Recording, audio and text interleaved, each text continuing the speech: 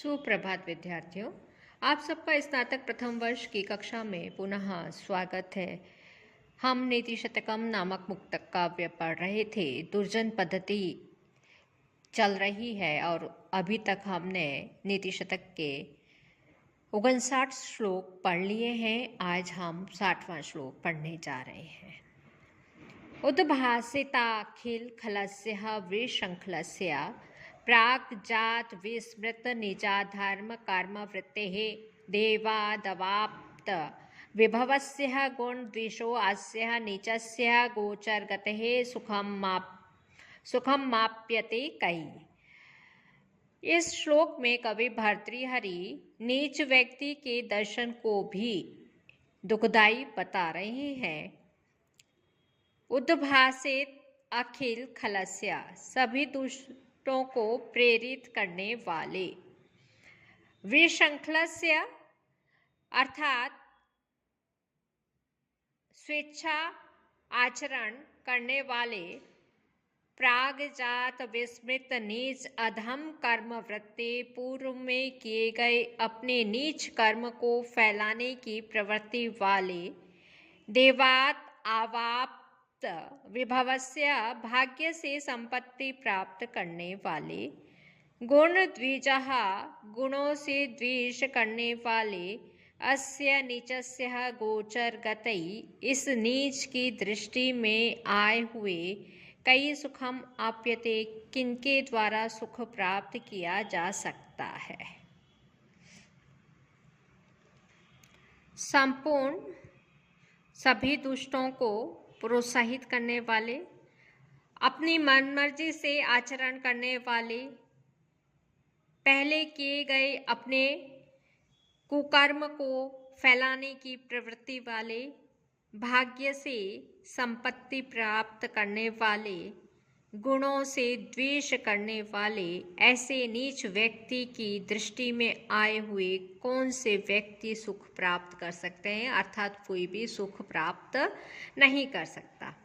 दुष्ट लोगों का स्वभाव होता है कि वे किसी अन्य व्यक्ति को सुखी नहीं देख सकते, अतः व्यक्ति तब तक ही सुखी रह सकता है जबकि नीच व्यक्ति की दृष्टि में वह नहीं आता।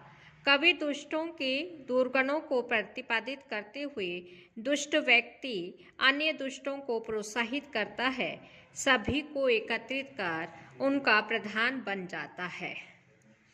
उस नीच कर्मों को और भी अधिक विस्तृत करने की दुर्भावना वाला होता है।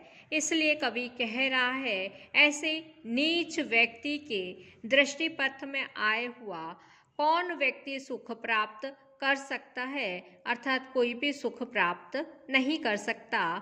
यहाँ पर बसंतिल का छंद है, काव्यलिंग अलंकार है, प्रसाद गुण है और वैदर्भी रीति है। अब आगे हम 61वां श्लोक पढ़ने जा रहे हैं। आरंभ गुर्वे क्षयिनी क्रमेण लघ्वे पुरः वृद्धिमति च पश्चात् दिनस्य पूर्वार्ध परार्थ भिन्ना छायेव मैत्री खल सज्जनानां। प्रस्तुत श्लोक में कवि दुर्जन और सज्जन की मित्रता के स्वरूप को बतला रहे हैं। कवि कह रहा है कि खल व्यक्ति, दुर्जन एवं सज्जन की मित्रता दिन के पूर्वार्ध के समान। खल अर्थात दुष्ट व्यक्ति, सज्जनानाम सज्जनों की व्यक्ति, सज्जन व्यक्ति, मैत्री अर्थात उनकी मित्रता, दिनस्य पूर्वार्ध दिन के पूर्वार्ध और परार्ध भिन्ना और परार्ध के समान भिन्न छाया एवं भिन्न रूप वाली छाया की तरह होती है। प्रारंभ में आरंभ गुर्वी अर्थात प्रारंभ में बड़ी, क्रमेण क्षयिणी और क्रम से क्षीण होने वाली होती है। पुरा लघ्वी पहले छोटी, पश्चात च वृद्धिमती और बाद में बढ़ने वाली होती है। दुर्जनों तथा सज्जनों की मित्रता भिन्न भिन्न स्वरूप वाली होती है। दुर्जन की मित्रता दिन के पूर्वार्ध की छाया के समान तथा सज्जन की मित्रता दिन के उत्तरार्ध की छाया के समान होती है। दिन के पूर्वार्ध की छाया प्रारंभ में लंबी होती है, धीरे धीरे घटती हुई छोटी होकर अंत में नष्ट हो जाती है। उसी प्रकार दुर्जन की मित्रता होती है।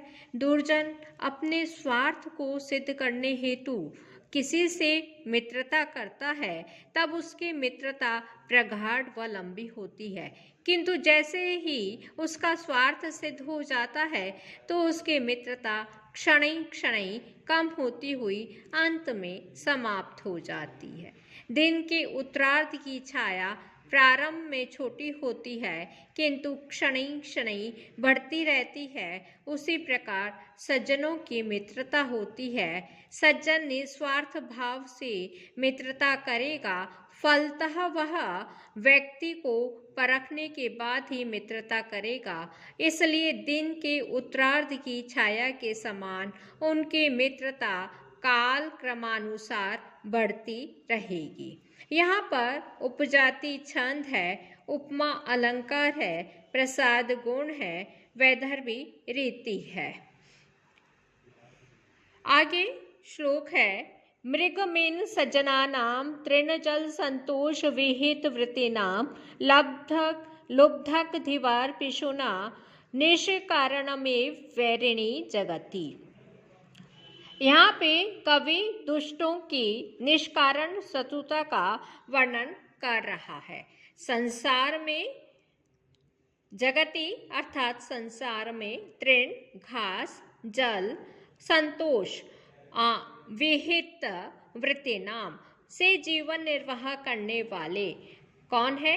मृग, हिरण, मीन अर्थात मछली, सज्जना नाम सज्जनों के वैरी होते हैं। कौन कौन वैरी होता है? लुब्धक अर्थात व्याघ, धीवर, मछुआरा और पिशुना दुर्जन। निष्कारण ही निष्कारणः वैरिणः बिना कारण के ही शत्रु होते हैं। दुर्जन व्यक्ति बिना कारण के ही शत्रु बनकर कष्ट पहुंचाता है। कवि उदाहरण प्रस्तुत कर रहा है कि संसार में हिरण, मछली और सज्जन क्रमशः घास, जल और संतोष से अपना जीवन यापन करते हैं। ये किसी को भी कष्ट नहीं देते, फिर भी शिकारी, मछुआरा और दुर्जन बिना कारण उनके शत्रु बन जाते हैं। मृग घास खाकर अपना जीवन यापन करता है, वह शिकारी को किसी भी प्रकार की हानि नहीं पहुंचाता, फिर भी शिकारी मृग का स्वाभाविक शत्रु बना हुआ है। इसी प्रकार मछली जल में जीवन निर्वाह करती है, वह मछुआरे को हानि नहीं पहुंचाती, फिर भी मछुआरा उसका शत्रु बना हुआ है। सज्जन पुरुष भी संतोष से अपनी जीविका निर्वाह करता है, वह दुष्टों को किसी भी तरह की हानि नहीं पहुंचाता, फिर भी दुष्ट उसका शत्रु बना हुआ है। तात्पर्य है कि दुष्ट अपनी प्रकृति नहीं छोड़ता।